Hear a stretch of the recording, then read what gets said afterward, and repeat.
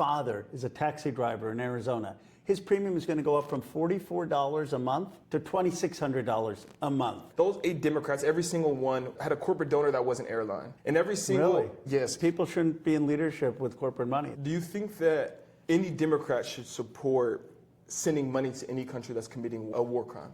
Absolutely not. By the way, that's against the law. Would you then in the future be willing to change your vote to not send defensive money as well to Israel? There I respectfully, we may disagree. I got trolls online, Laura Loomer's trolls attacking me because I've been fighting for the release of the Epstein files, because I've been saying that Gaza was a genocide. And what I want is a politics that's not for the Epstein class, but for the working class.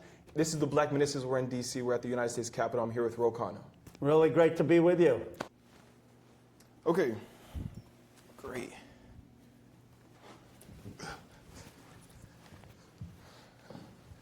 How you doing? Good. Good. Happy to be here. I have a few important questions for you. You recently posted Chuck Schumer should resign. Talk to me about that. Why do you think Chuck Schumer should resign? There are 20 million Americans who are going to have an enormous spike in their healthcare premiums. This isn't theoretical. Guy cornered me down at the airport. He said, Ro, my father is a taxi driver in Arizona. His premium is going to go up from $44 a month to $2,600 a month. Exactly. And he has cancer. Mm-hmm. So what do you expect my dad to do? Right. The deductible is going to go up from $800 to $6,000. Right. What did we do for those folks? Mm-hmm. How can we not fight? How can we be the Democratic Party and not fight for health care? Exactly. One of the things that I saw was the most worrisome, right, is like what you're talking about. These people, people aren't going to pay the difference. No. People are simply going to lose health care. And we live in the country, the most wealthy country in the world, and we don't have universal health care. How do you think that Democrats should move forward pushing policies like universal health care? We need to be screaming from the rooftops that we need national health insurance in this country, Medicare for all. The private insurance system is corrupt, it's broken, and it just enriches the executives at these big companies. What value are they adding? How many people do you know who've been denied health insurance claims, even when you have insurance? How many people do you know, if they're one accident away from their life falling apart? They can make ends meet. If they can't make the rent, they'll borrow. Mm-hmm. If they can't get food, they'll have a neighbor or church or someone will help them out. But they get an accident, a car accident, a work accident, that's when the GoFundMe page comes up. That's when they're one step away from losing everything. And in the richest country in the world, it's wrong. So the Democrats need to be very clear. Put us back in power and we'll actually get Medicare for all. We'll get national health insurance. We've been fighting for this from the time of Dr. King, from the time of FDR. It's long overdue. I think a lot of people that I've talked to specifically are very worried to trust Democrats. We just saw the election last week. We had Zoran, we had other major Democratic people who were elected. And then 1 week later, we saw the Democratic establishment cave to Republicans to effectively eliminate the affordable health care subsidies. What does it mean for people to believe in Democrats, and how should people trust in Democrats when we frankly have seen Democrats misstep in the things that they're supposed to represent the American people on? We need fresh faces, we need bold faces to lead this country. And that means people who are like Bernie Sanders, like AOC, who, along with me, campaigned for Zoran Mamdani. I mean, tax wealth. Make sure that you're standing up for national health care, child care at $10 a day, free public college, 1,000 trade schools. What are the things you're going to do so that young folks and that people who are in the working class have a shot at economic security, at economic independence? I spent all this morning, you can imagine it was a fun morning. I went through every corporate donor by the 8 Democrats who... Oh my gosh. Right. I read through every corporate donor, and the specific ones that I want to mention is the fact that those 8 Democrats, every single one had a corporate donor that was an airline. And every single... Really? Yes, and most of them had either was United, Delta, JetBlue. They all had at least one, most of them had multiple. They're corporate PACs. Corporate PAC money. Simultaneously, those same 8 Democrats also had more than I could count, handfuls and handfuls of privatized health insurance donating to them as well. What is the risk within the Democratic Party right now with corporate donors in influencing their votes? People shouldn't be in leadership with corporate money. This is what Bernie Sanders ran on, getting big money out of politics. I mean, we've got governors who've taken a lot of corporate money in this party. We've got senators and congresspeople who've taken corporate money. They're corporate Democrats, and then they're progressive populist Democrats. And the biggest difference is, do you take corporate money? Do you have Blue Cross Blue Shield or United Healthcare come in and write you a $1 million check or $10,000 check? Because it makes you less independent. And then people say, well, why aren't you for national health insurance? Of course that makes sense. Exactly. Of course it makes sense for the richest country in the world to guarantee health care so that if you have a medical procedure and your doctor recommends it, some insurance bureaucrat can't deny it. Exactly. So that every doctor is in network. So you're not going into medical debt because you happen to have some injury or so you get some debilitating disease.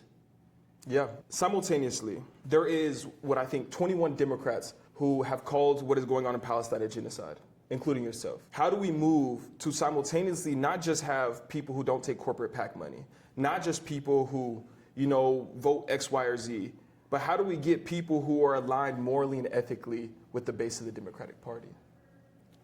We need more progressives, human rights folks running for office. Look, I have said that the International Court of Justice and the UN have found that that was a genocide. I have said that we should not have given a blank check to Netanyahu. I didn't just say it. I voted against the $14 billion. And if you didn't vote for that against that $14 billion to Netanyahu, or you were a governor and you didn't speak out against it, you shouldn't be leading this party. That was like supporting the Iraq War. Do you think that any Democrat should support sending money to any country that's committing a war crime? Absolutely not. By the way, that's against the law. The Leahy law is supposed to prevent that. But we haven't enforced the Leahy law. We didn't enforce the Leahy law against Israel and Netanyahu. Yeah, we recently saw not just the pro-offensive capabilities, but also a defensive vote within the Congress as well to send $500 million to Israel. Would you then in the future be willing to change your vote to not send defensive money as well to Israel? There I respectfully, we may disagree. I do think that the Iron Dome, which I have supported, I would still support that because Israel faced a barrage of missiles coming in from Iran. And I don't want civilians dying in Gaza. I don't want young kids dying in Israel. I want peace. I want a Palestinian state with a secure Israel. But what they did in Gaza was horrific, and I didn't want money going for those bombs. I wanted us to read something together. Just this morning, the Epstein files came out. Yeah. Right? First off, what's your take? Are you shocked? What do you think about Trump being on the Epstein files, or specifically those emails that talk about it? And we can read them as well. Thomas Massie and I have been fighting this for 5 months, so I'm not surprised by those coming out. Of course not. But there's a lot more that's going to come out. And just in an hour, Adelita Grijalva is going to be sworn in. Yep. We're going to get 218 signatures, and we're going to force a release of all these files. We're going to force a vote on that. And I have been pushing this. I've got billionaire donors attacking me. I got trolls online, Laura Loomer's trolls attacking me because I've been fighting for the release of the Epstein files, because I've been saying that Gaza was a genocide, because I was fighting to recognize a Palestinian state. I've got a lot of people, rich, powerful people against me, and I don't take PAC and lobbyist money, but I believe that morality will win the day. I'm just going to read one of the emails because I think it's important. It says in the email, I want you to realize that the dog that hasn't barked is trumped. Ex-victim spent hours at my house with him, and he has never once mentioned it. What do you think it means to have a president who spent time with a known pedophile, with somebody who led a pedophile ring? And what also does that mean moving forward? Are those impeachable charges, or what do you think? Well, if more evidence comes out, then certainly all options have to be on the table. But the Epstein class needs to go. Put aside Trump. These are rich and powerful men who abused underage girls, in some cases raped underage girls. And they had powerful politician friends, powerful banker friends that were making tons of money, and they thought the rules didn't apply. That class of people have failed the American people.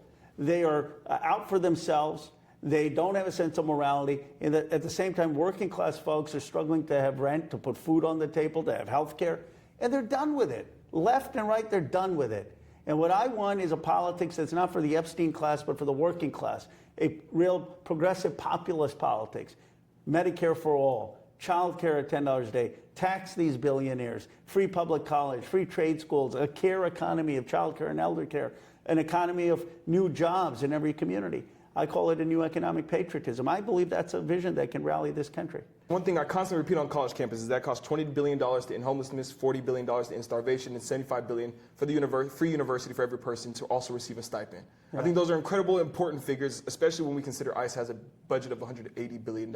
You're absolutely right. Is there anything else that you would like to tell the American people? I think this is the time for young people to get involved. If you're on the sidelines, get involved. The old politics isn't working. We need a new politics in this country, a politics that lives up to Dr. King's ideals, to FDR's ideals of justice, of economic justice, of racial justice, of dignity for people. And I think if we got young people, we can build a movement that really takes us there. And it can be a beautiful patriotic thing. It's America at its finest. Okay, amazing. This is the Black Menaces. We're in D.C. We're at the United States Capitol. I'm here with Ro Khanna. Really great to be with you. Thank Your you. first politician interview, huh? Something like it. Appreciate All right, you. Thank you. That was great. Thank you. So you're going to put this on TikTok or?